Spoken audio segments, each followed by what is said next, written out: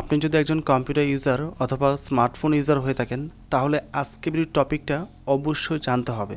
এটা one kind of ফরজ বলতে পারেন। এই বিষয়টা আপনার অবশ্যই জানা উচিত। যেহেতু আমি টেক নিয়ে কাজ করি, প্রায়ই আমাকে নানান জনের কম্পিউটার প্রবলেম সলভ করতে হয়। কখনো ফিজিক্যালি হয়তো করি আমার আশপাশে যারা আছে তাদেরটা, নয়তোবা এনি ডেস্ক এনিপিওর মাধ্যমে অনেকে কম্পিউটার কাজ করে দিতে হয়। ইভেন সামটাইম অনেকে মোবাইলেও কাজ করতে হয় নানান পারপাসে। এখন প্রবলেমটা হচ্ছে এই সকল সার্ভিস দিতে গিয়ে অনেক সময় আমাকে ব্রাউজার ওপেন করে কাজ করতে হয় বা ব্রাউজার ওপেন করে সার্চ করতে হয়। সো ওই ব্রাউজার ওপেন করতে গিয়ে এমন কিছু সিচুয়েশন ফেস করেছি যেটা খুবই বিভ্রান্তিকর আমার জন্য, ইভেন যার ডিভাইসটা ছিল তার জন্য। একটা কথা আছে, চুরি বিদ্যা মহাবিদ্যা যদি না পড়ে ধরা। এখন চুরি করার পর যদি আপনি ধরা না পড়েন তাহলে আপনার হুজুর, ধরা পড়লে কিন্তু ক্রিমিনাল হয়ে গেলেন, রাইট?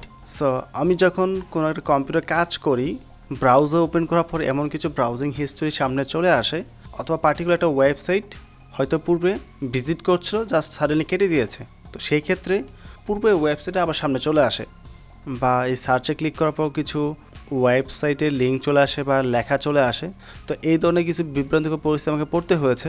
তখন আসলে কম্পিউটার সার্ভিসটা দিব কি দিব না, সেই ক্ষেত্রে আমাকে কনফিউশনে পড়তে হয়। ইভেন কিছুদিন আগে একজন মোবাইল দিয়েছিল আমার ওয়েবসাইটে লগ ইন করে দেওয়ার জন্য। সো মোবাইল নিয়ে নর্মালি আমি ব্রাউজারটা ওপেন করেছি, ওপেন করার পর বাকিটা ইতিহাস হয়ে গেল। পরে না দেখার মতো করে জাস্ট নিউ ট্যাব নিয়ে মোবাইলে কাজটা করে দিয়ে দিয়েছি।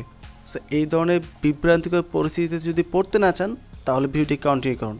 সো মূল কথা হচ্ছে, আপনি আপনার কম্পিউটার বা মোবাইলের ব্রাউজারে যাই করেন না কেন, বা আপনি ফেসবুকে যাই করেন না কেন, প্রত্যেকটা ডাটা কিন্তু সেভ হয়ে থাকে আপনার মোবাইলের ব্রাউজারের মধ্যে।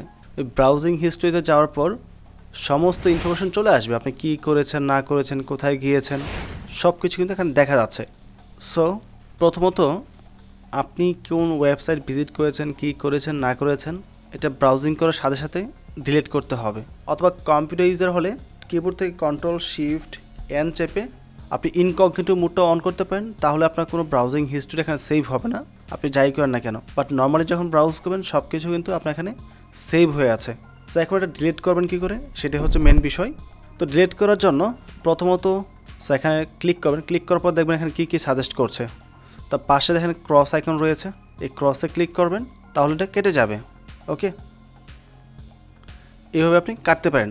তারপর আবার ক্লিক করে দেখেন কিছু আছে কিনা উল্টাপাল্টা, দেন আপনি দেখেন এখানে কোনো কিছু আছে কিনা। এই উপরে হিস্ট্রির মধ্যে যদি কোনো ওয়েবসাইট থাকে, এই পাশে থ্রি ডটে ক্লিক করবেন, তারপর রিমুভে ক্লিক করবেন, চলে যাবে। তারপর যাবেন থ্রি ডটে ব্রাউজারের মধ্যে আর কি, এখান থেকে যাবেন হিস্ট্রিতে, তারপর এই পাশে হিস্ট্রিতে ক্লিক করবেন, সমস্ত হিস্ট্রি চলে আসবে।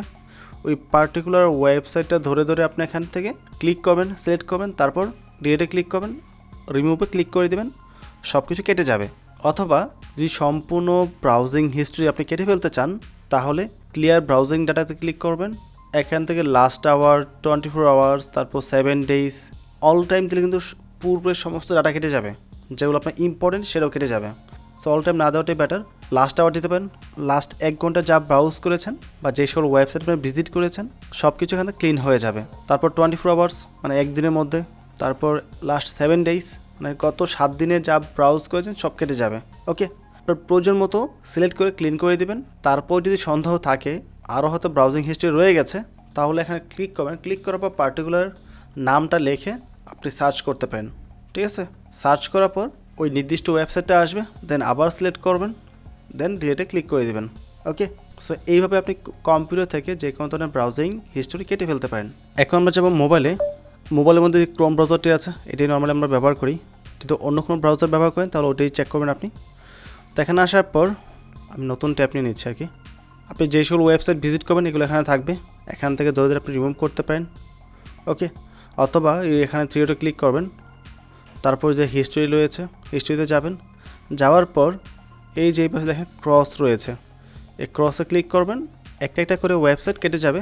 নয়তোবা ক্লিন ব্রাউজিং ডাটাতে ক্লিক করবেন, তারপর সেমভাবে last hour, 24 hours, 7 days select করে ক্লিয়ার ডাটাতে ক্লিক করবেন, ক্লিন হয়ে যাবে।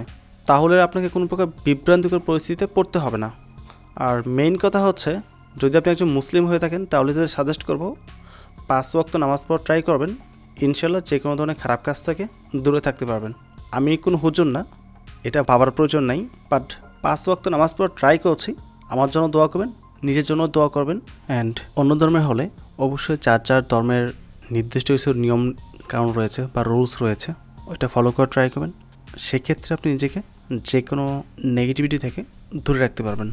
অ্যান্ড আরেকটা বিষয় অলওয়েজ মাথায় রাখবেন, এই সকল লিজেন্ডারি ওয়েবসাইট থেকে কিন্তু যে কোনো মুহূর্তে ভাইরাস দ্বারা ইনফেক্টেড হতে পারেন। আপনার ফেসবুক অ্যাকাউন্ট হ্যাক হতে পারে, মোবাইল হ্যাক হতে পারে, কম্পিউটার হ্যাক হতে পারে, বা কম্পিউটার যে কোনো মতো ভাইরাস ঢুকতে পারে। So be careful. বাকিটা আপনার জ্ঞান রয়েছে, নলেজ রয়েছে, আপনি ভালো বোঝেন। অ্যান্ড এটা ছাড়াও আমার ইউটিউব চ্যানেলে প্রচুর ভিডিও রয়েছে।